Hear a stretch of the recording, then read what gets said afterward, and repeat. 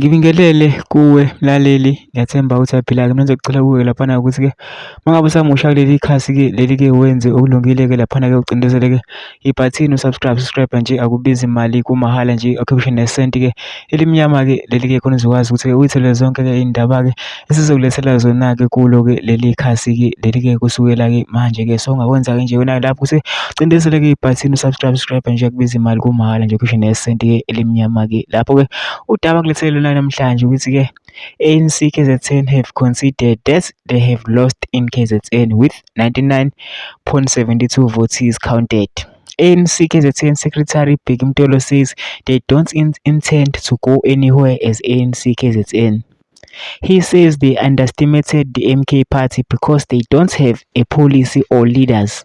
He says all of them as political parties have been punished, including AFP and EFF.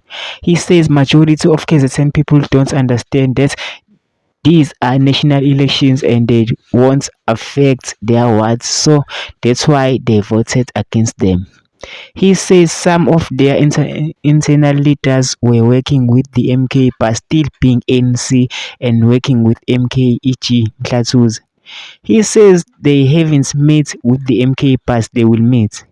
He says the ANC will want to be in collusion with a party that can be stable and who can be stable for 5 years that investors will not doubt, says Bheki Mtolo. So what I need from you, go to the comment section-ke laphana-ke ufusho umbono wakho, sicabangani-ke ngalo-ke lolu daba-ke. Lolu-ke masicinza nebhathini nje subscribe nje, akubizi imali, kumahhala nje, ukhiphe nesenti-ke elimnyama-ke leli-ke khona ngizokwazi ukuthi-ke ngilethela-ke iy'ndaba-ke ezintsha-ke kulo-ke leli khasi-ke leli.